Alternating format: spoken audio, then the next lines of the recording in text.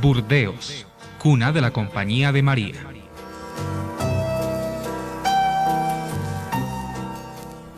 Este es, en la actualidad, el puerto de Burdeos, la ciudad donde nació, en 1556, Juana de Lestonac. Este puerto se ha desarrollado desde siempre en el lugar donde el Garona hace una curva en forma de luna creciente.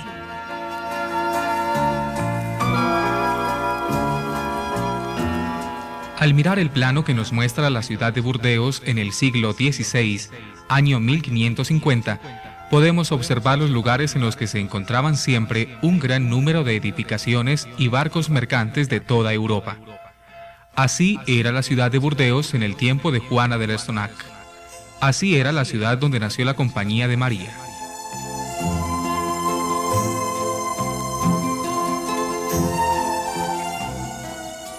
No se sabe con exactitud el sitio en el que fue bautizada Juana de Lestonac. Sin embargo, la Catedral de San Andrés, Iglesia Metropolitana de Burdeos, era en 1556 la sede arzobispal y una de las 3 parroquias en las que se celebraban los bautismos. Los registros conservados solo se remontan al año 1561. Al encontrarse las actas de bautismo de 2 de sus hermanos, en una de las cuales aparece ella como madrina, se puede deducir que Juana fue también bautizada allí.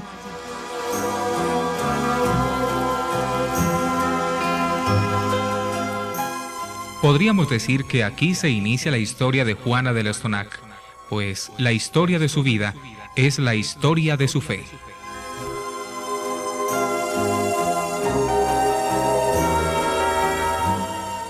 Allí, en el campanario de la catedral, construido en 1440, está la estatua de Nuestra Señora de Aquitania, que protege desde lo alto la ciudad de Burdeos. Allí estaba ella el día que Juana de Lestonac recibió la gracia del bautismo.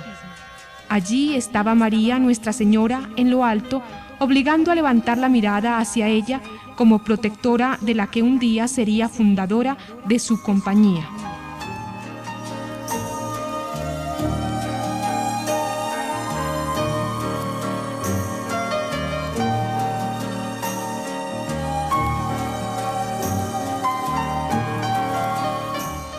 Aquí crece Juana, en la casa de los Lestonac, ubicada en las proximidades del antiguo ayuntamiento y muy cerca del Colegio de la Magdalena de los Padres Jesuitas. Ella es la mayor de 8 hermanos, frutos del matrimonio de Ricardo de Lestonac con Juana Eiken de Montaigne.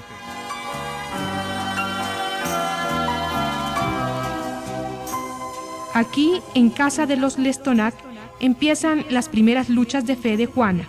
Su padre católico, su madre calvinista. Cada uno quiere que su hija profese su propia religión. Cada uno siente que sus propuestas religiosas son las mejores.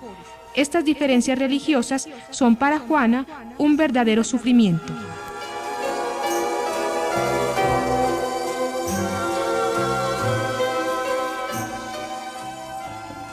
Y en medio de su conflicto surge una llamada. No dejes apagar nunca el fuego que he encendido en tu corazón y que te lleva con tantas ganas a servir. La gran campana de la parroquia de San Eloy queda como testigo del sitio al cual seguramente vino muchas veces Juana de Lestonac a escuchar la voz de Dios.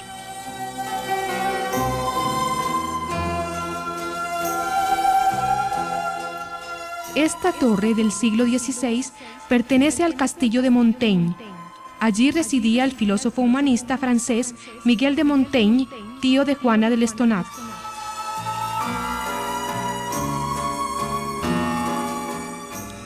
La biblioteca situada en el castillo de Montaigne era el sitio al cual le gustaba retirarse al escritor para hacer sus creaciones literarias. Miguel de Montaigne y Juana de Lestonac tienen una amistad especial. Ella encuentra en su tío el apoyo que le ayuda a superar las dificultades de su fe. Él, refiriéndose a la belleza de su alma y de su cuerpo, decía que era una hermosa princesa en un hermoso palacio. La estrecha relación existente entre tío y sobrina influye posteriormente en la obra realizada por esta.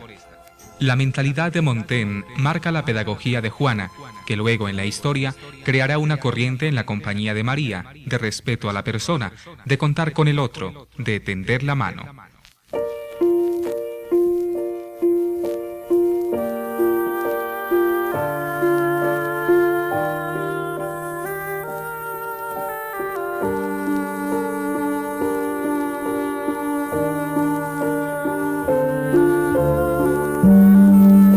Unos años después, debido a la situación en ese momento de la vida religiosa en Francia y a pesar de su deseo de servir al Señor, Juana de l'Estonac ve la voluntad de Dios en la propuesta de matrimonio concertada por su padre según las costumbres de la época.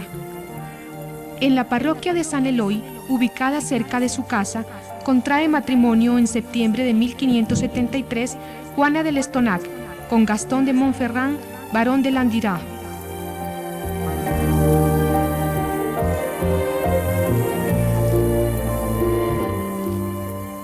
Aquí, en el castillo de Landiras, reside Juana de l'Estonac a partir de 1573, luego de su matrimonio con el barón de Landiras. Ella tenía entonces 17 años de edad.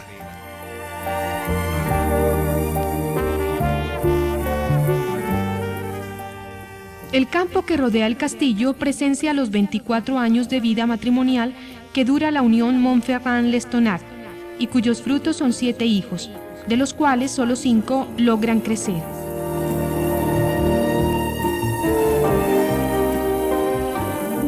Ruinas del castillo de Landiras, destruido en la Revolución Francesa. Imagen que nos recuerda el dolor vivido por Juana de l'Estonac en 1597, cuando el sufrimiento y la soledad llegan al castillo de Landiras con la muerte de su esposo y de su hijo mayor. Juana tiene entonces 41 años de edad.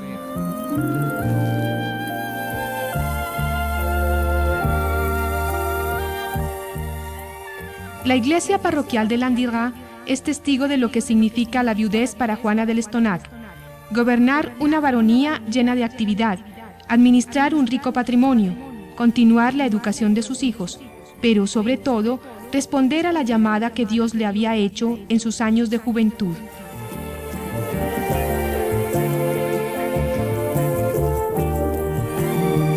Esta es la iglesia de Landiras. Aquí acude Juana de l'Estonac para encontrar en la oración la forma de continuar su camino. Aquí recibe del Señor la gracia para dedicar con empeño su tiempo al servicio de los más necesitados.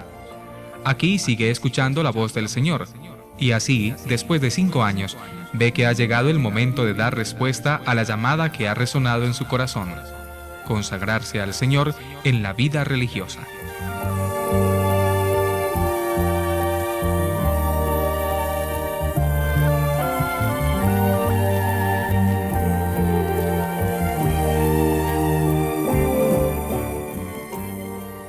En el interior de la iglesia, la cruz de los caballeros de Malta indica la sepultura de los barones de Montferrand, el esposo y el hijo de Juana de l'Estonac.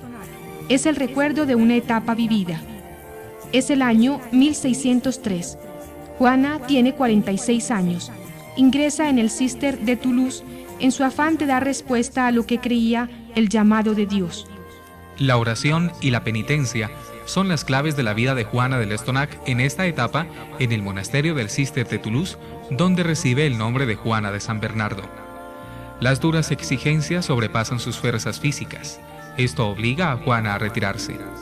En su última noche en el monasterio del Cister en Toulouse, en medio del dolor que le ocasionaba no poderse consagrar enteramente a Dios, acude a él en la oración y él responde. Juana de l'Estonac ve su futura misión. Hay una juventud que se pierde por falta de ayuda, y es ella quien debe tender la mano. En el horizonte, en lo alto, como el día de su bautizo, aparece María, Nuestra Señora, indicándole el camino.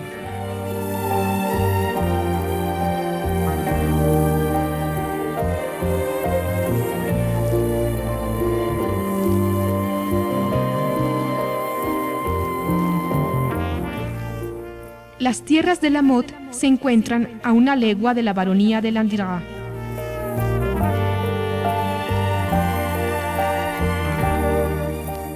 Allí, en la Motte, es el lugar de retiro donde Juana de l'Estonac interioriza el don que había recibido en el Cister de Toulouse.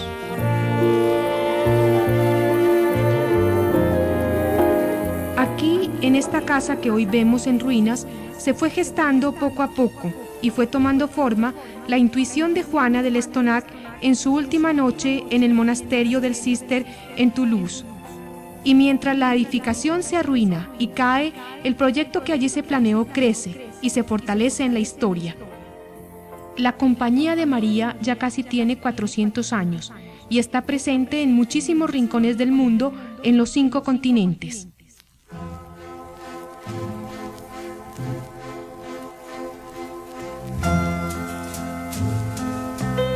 El retiro en la Mod y la búsqueda de espacios de silencio y oración no libraron a Juana de l'Estonac del servicio y entrega a los más necesitados.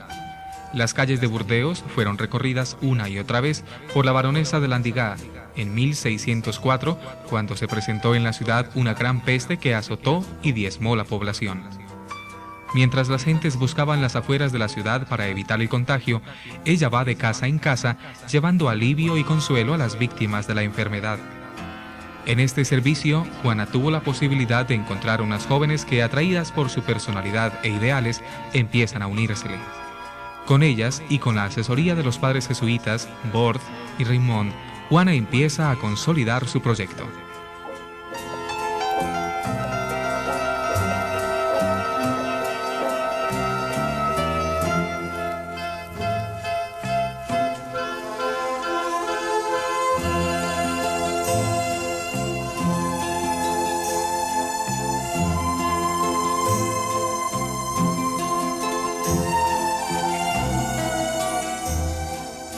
En el barrio del Espíritu Santo se hace la primera casa de la Compañía de María, el Priorato del Espíritu Santo.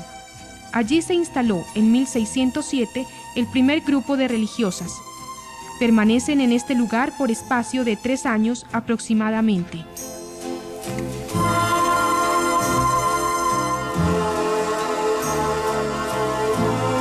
El inicio queda plasmado en este documento firmado por las 5 primeras religiosas. Las 5 piedras fundamentales: Serena Cocó, Magdalena de Landreville, Isabel de Maisonneuve, Margarita Poivret y Juana de l'Estonac.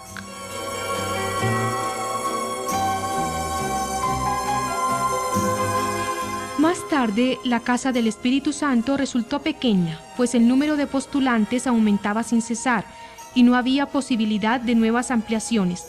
Entonces se traslada la Orden de Nuestra Señora a una nueva casa ubicada en la calle de La. La capilla ocupa la parte central del edificio de la Casa de Nuestra Señora. En ella, el 8 de diciembre de 1610, hacen la primera profesión el grupo de religiosas fundadoras. Entonces era solo una capilla provisional.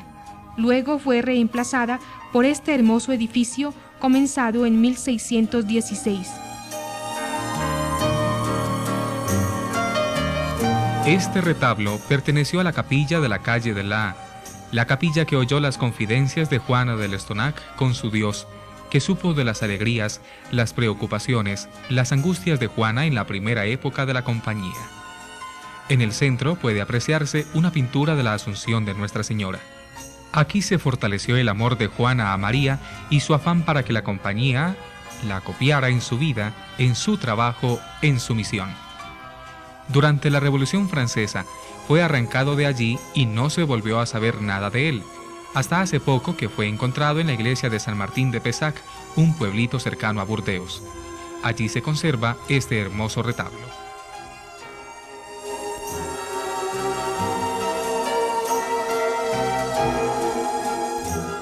Aquí, en el edificio de la calle de La, crece la Orden de Nuestra Señora. Es el primer colegio. Claustro del colegio hasta la época de la Revolución Francesa, el que fue confiscado a la compañía. El gobierno se apropió de él. Hoy está convertido en cuartel de la policía.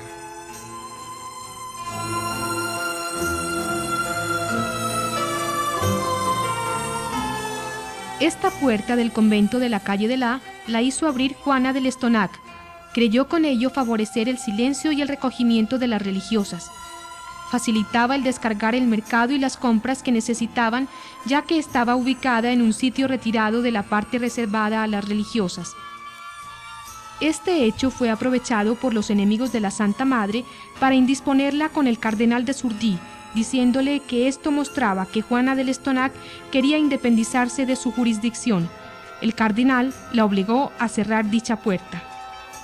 Hoy, esta puerta sellada es signo de las dificultades que tuvo en su origen la Compañía de María y de las que tendría a lo largo de su historia.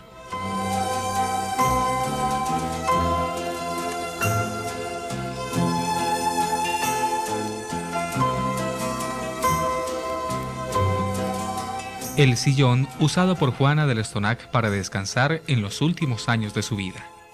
Hace presente una historia que terminó en 1640, pero que continúa en la Iglesia a través de los siglos en la prolongación de Juana del Estonac, hecha por todas las religiosas hijas de Nuestra Señora.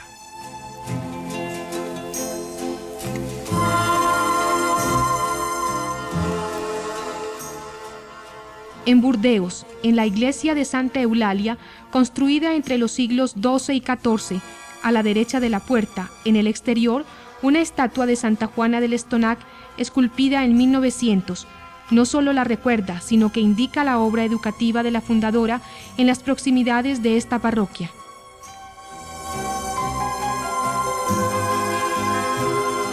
Juana del Estonac muere en Burdeos el 2 de febrero de 1640 a los 84 años de edad. En ese momento ya estaban establecidas en Francia 30 casas de la Orden de Nuestra Señora. Sus restos se conservan en la capilla de la casa actual, la cual ha sido restaurada varias veces desde 1822, fecha del traslado solemne de los restos de la Santa Madre.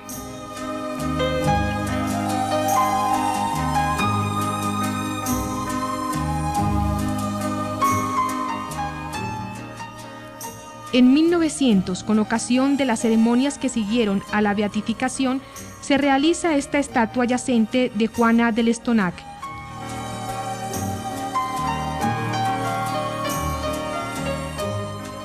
Ella quiso que las constituciones, normas que rigen y alimentan el espíritu de las religiosas, fueran un estímulo para el seguimiento de Jesucristo según el Evangelio.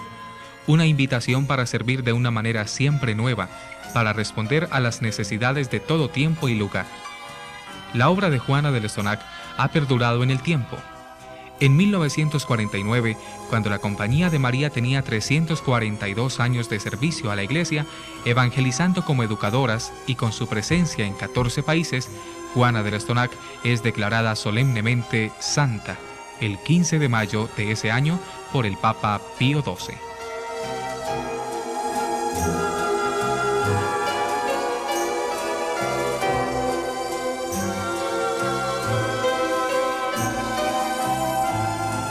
La vida de Juana del Estonac y su obra han tenido siempre la presencia y protección especial de una mujer, María. Como modelo, como síntesis de la identidad de la Compañía, ha estado Nuestra Señora. En el siglo XVII, esta estatua de Nuestra Señora de la Cuna dominaba desde lo alto la fachada principal de la capilla de la calle de La. Señalaba claramente que esa era la casa de Nuestra Señora. Hoy esta estatua se encuentra en la casa de Burdeos, porque allí donde ella está sigue siendo la casa de Nuestra Señora.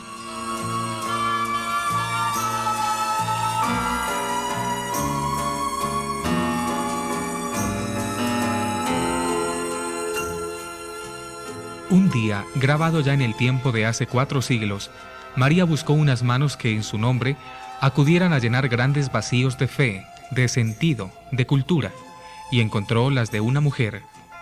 Las manos tendidas de Juana del Estonac se alargaron abrazando el mundo, y la Compañía de María desde entonces sigue buscando hoy esperanzas que hagan historia al repetirse.